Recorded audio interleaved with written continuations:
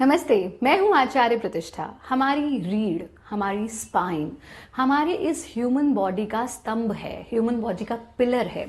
और अगर पिलर खराब हो जाए तो पूरी की पूरी बिल्डिंग गिर जाती है, ढह जाती है। इसीलिए जब भी हम कोई बिल्डिंग प्रिपेयर करते हैं तो बहुत आवश्यक है कि उसकी नींव पक्की हो और उसके पिलर्स पक्के हों ताकि वो बिल्डिंग टिकी रहे।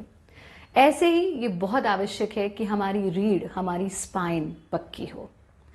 स्पाइन से जुड़ी हुई अनेक समस्याएं हो जाती हैं। किसी को लोअर बैक में दर्द है, किसी को कंप्लीट बैक में दर्द है, किसी को प्रोलॉन्ग स्टैंडिंग से दर्द हो जाता है, कहीं किसी को कमर के किसी भी हिस्से में दर्द हो, वो बहुत कष्टदायक होता है। और ख़ास तौर पर हमारी रीढ़ अलग अलग वर्टिब्राज से बनती है। इस प्रकार से एक के ऊपर एक वर्टिब्राज होते हैं और जब कोई भी वर्टिब्रा अपने स्थान से हल्का सा खिसक जाता है, स्लिप हो जाता है, तो उसको हम कहते हैं स्लिप्ड डिस्क, यानी डिस्क स्लिप हो गई। स्लिप डिस्क के अनेक कारण होते हैं। खास तौर पर जो लोग थोड़ा भी वर्कआउट करते हैं या वर्कआउट इन द सेंस गलत वर्कआउट कर लें या फिर गलत तरीके से वज़न उठा लें, झटके से वज़न उठा लें, तो भी हमारी डिस्क स्लिप हो जाती है, यानी हमारा वर्टिब्रा अपनी जगह से खिसक जाता है। स्लिप डिस्क की समस्या में अगर आप कुछ बहुत ही आसान से योगाभ्यास लेकिन बहुत ही समझदारी के साथ और एहतियात बरतते हुए करते हैं तो आपकी स्लिप हुई डिस्क अपने स्थान पर आ सकती है।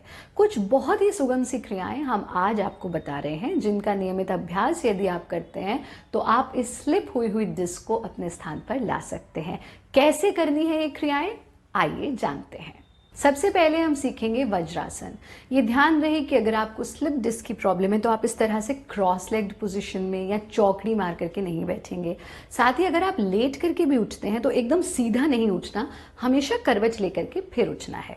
थोड़ी देर दिन में वज्रासन में ज़रूर बैठें, यानी कि इस प्रकार से आप अपने घुटनों को फोल्ड कर लेते हैं और जब घुटनों को फोल्ड करेंगे तो पंजे मिले रहेंगे, एड़ियां खुली रहेंगी और खुली हुई एड़ियों पर हमने अपने हिप्स को टिका दिया है और अपने हाथों को हम अपने घुटनों पर टिका देते हैं। कमर को सीधा अकड़ाना नहीं है हमें।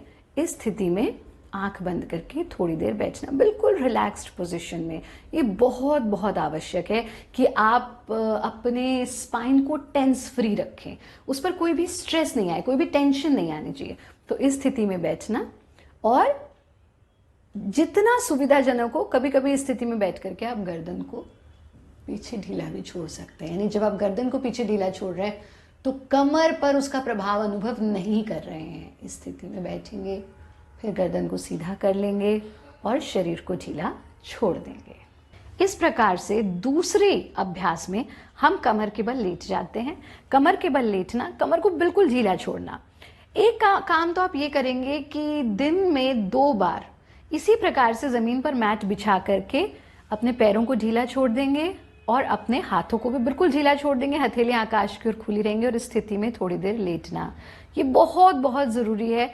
और मन में ये विजुअलाइज करना कि मेरी रीढ़ पूरी तरह से रिलैक्स्ड है, क्योंकि जब तक आप अपनी स्पाइन को टेंस फ्री रखना नहीं सीखेंगे ये समस्या दूर नहीं होगी।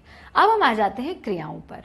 यानी पहले आपने वज्रासन किया, फिर पूरे शरीर को शिथिल छोड़ने का अभ्यास किया और फिर इसी प्रकार से लेटे लेटे बहुत आराम से एक पैर को मोड़ेंगे। पहले एक पैर को, फिर दूसरे पैर को। बिल्कुल मॉडिफाइड क्रियाएं हैं, खास तौर पर इस समस्या के लिए जब आपकी स्लिप डिस्क की प्रॉब्लम है। इसलिए हम दोनों पैरों को एक साथ नहीं ला रहे हैं, एक पैर को, फिर फिंगर्स को इंटरलॉक करके अपने सर के नीचे टिका देंगे। कोहनियां जमीन से चिपकी रहेंगी। बिल्कुल इस स्थिति में जितना पैरों को नजदीक ला सकते हैं, हिप्स के एड़ियों को जितना नजदीक ला सकते हैं हिप्स के उतना नजदीक लाएंगे और फिर धीरे धीरे से अपने पैरों को बाईं तरफ ले जाना और गर्दन को दाईं तरफ, जितना आप आराम से कर सकते हैं। अगर इतना ही जा रहा है तो इतना ही करेंगे, अगर पूरा जा रहा है तो पूरा करेंगे।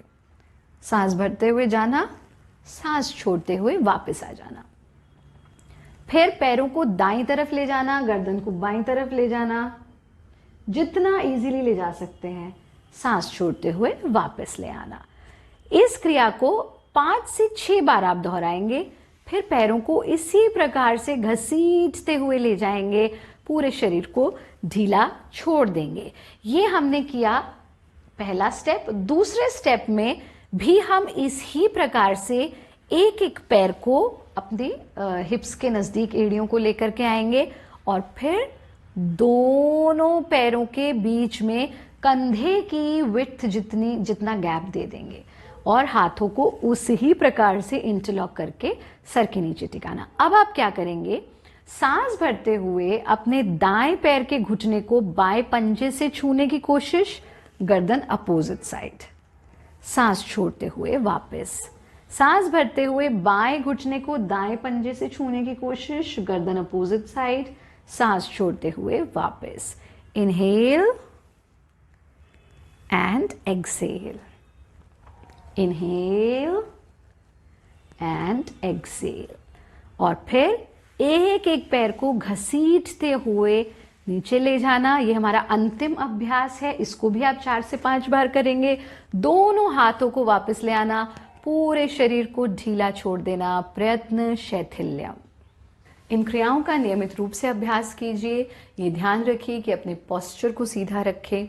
ये भी ध्यान रखें कि कोई भी जर्क या झटका जहाँ पर हो, कोई ऐसी परिस्थिति है कि आपको लग रहा है कुछ उठाने में झटका हो, वो नहीं करना। चौकड़ी मार करके नहीं बैठना। जब भी बैठेंगे वज्रासन की स्थिति में बैठेंगे। नियमित रूप से इन क्रियाओं का अभ्यास करेंगे। और अगर आप स्वस्थ रहना चाहते हैं तो हमारा कार्यक्रम नियमित रूप से देखते रहें। योगी बने, उपयोगी बने, सहयोगी बने, निरोगी बने।